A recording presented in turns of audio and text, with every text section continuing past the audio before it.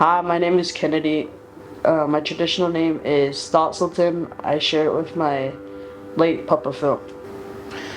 Squachel Siam Pizza Huatana Sne Chisalat at Husaytnich. Good day, my name is Shayna Sylvester. My traditional name is Pizza Huat. I share that name with my mother, and that name comes from Penellica Island. My grandfather's Pizza Lenoch, and he has a male version to our name, and I'm sitting with my son, Kennedy. And we're from Saanich, but more specifically, we reside on SENÇOԹEN Reserve. Holi dana snatch salasana seo. Asiak Pilam, Choyas in the Seo, East of Saanich. My traditional name is Yak Pilam. My given name is John Etzel. I'm from Seo First Nations. Squachel Hela, Snamithiath and the Snatch is a lot in at Husainich, Chisalat in Gotel, Sholakwa, Atha at the Edelungs at Hustraslip. He looks in Konas Konanas again, Helas, Atha. Squachel Schnequia than a snatch is lots in at Hujaslap. When NOÄT Parents Chisalat Chatlap, Tainat Schnequia. Squeetza than a snatch, Chisalat, Pakwchin. You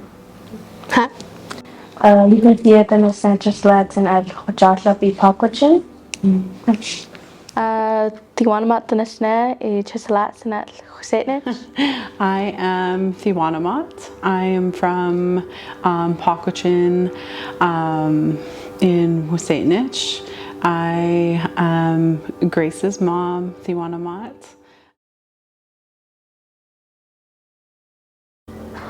I decided to enroll the Sultan in SENÇOԹEN Immersion back in preschool because I wanted him to grow up with the teachings and the ways of our people here, because during my education, I didn't have the same opportunity.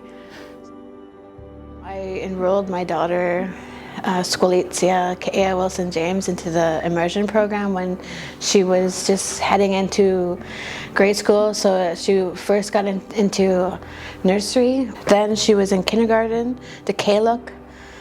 I wanted her to know who she was and just be more connected with her roots. And I wanted her to see what she could improve on and her little skills and abilities as well, because she always loved the songs. She always was listening to our music, and she always wanted to just learn. And So when she came to me and asked if she could join immersion, it was kind of a hard decision for me because she was already in grade 4 and she would be redoing grade 4 to join in with this cohort. But it was something that I did want for her, and the way that she explained it was the same way that I had felt when I was a young girl and wanting to learn the language. I felt like if that opportunity was there for me then, that I would have taken it and wanted it just as badly as she did, so I didn't want to discourage that for her. My grandmother is a language teacher. She's always taught SENÇOԹEN at the school since she was young, all the way until now. She's still teaching, and she's in her 80s. So having my children go and be involved in that, it was almost like my giving back to her and saying, I'm going to make sure my children carry that on for her. I think with her growing up, knowing who she is and being home here in our territory was really important for her, because it was always our family's wishes was just to regain and reclaim our language back, because it's just been stripped away due to the residential school. That's where that truth comes out, where we wanted to reclaim our love for the language and for the connection again. Their teachers become more to them than just educators. They become, like you said, family. feels like family when they come here. Even though I was a bright student and I could have done well, I slipped between the cracks of the public system, and I feel like when I came back and was able to learn from people that I knew and people that cared about me, it was beneficial for my education. When you think about the BC educational standards, why does that prioritize over our NOÄT worldviews and who we are as people? And why do we have to match what they're teaching when we need to look at the way that we are changing the way our children are learning? And if we're talking Indigenous education, that's to our standard. We're the ones that create that standard, and we're not following anyone else. For them, I feel like it's really strengthening their self-esteem, their self-awareness, their voices, and also cognitively as well. But I feel like they are very bright, and they are often getting awards in both English stream curriculum and SENÇOԹEN. And that has been something that I feel like is a benefit of learning in 2 different languages. I think every year it's like I think we're learning as alongside these guys, the first cohort. So every single year they provide me with the opportunity to give back or give feedback. And I've given feedback a lot because I wanted this to be successful. It wasn't just about, oh, I don't like the way my children aren't, learning Kwanitumkan, because some parents I've heard have said they really want English, but then they just add on, they add on to try to fill those gaps and try to, like, how are they going to know what to do if we don't share with them? So the teachers here, and plus Ty, Kendra, everybody that's involved, the whole NOÄT school board, sit down and they discuss what needs to be done all the time, and they reach out to parents and they say, give us your feedback, let us know what we're doing, let us know, what more we need to do. And then they have support systems in place at the school for the immersion children and counselors on site. And I think having those teachers that are so willing to go on the land as therapy, that's really helped my son, because my children have gone through some grief and some really hard times, and he would rather go to school and be on the land than to stay home and be lost in his own thoughts.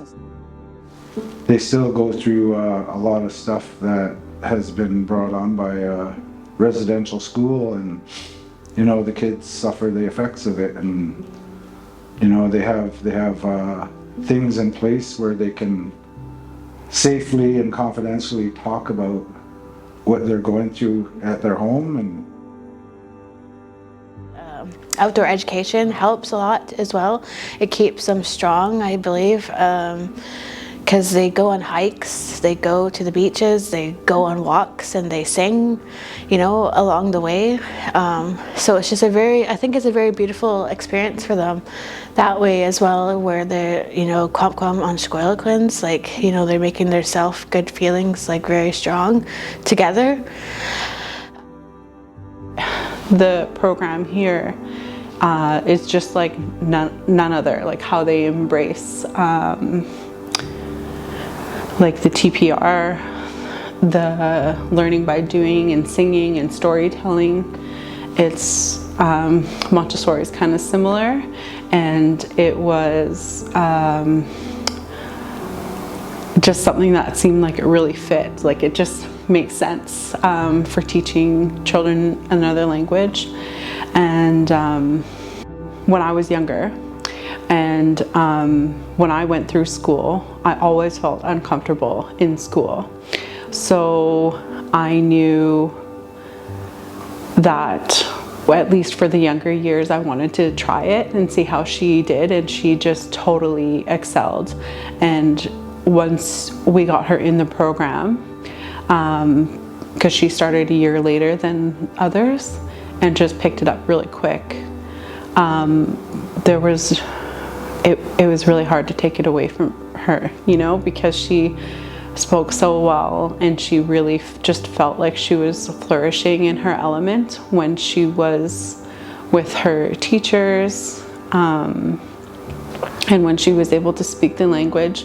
At the time, we were living with my grandmother, and they would say little words in SENÇOԹEN together, and it both made them happy, made her happy and my grandma, because she had a little buddy to speak with. And how amazing is that it's your great-granddaughter. They learn science on the land, and they learn math face to face. They learn things the way that our people can easily learn. And we're just taking education to a whole other level.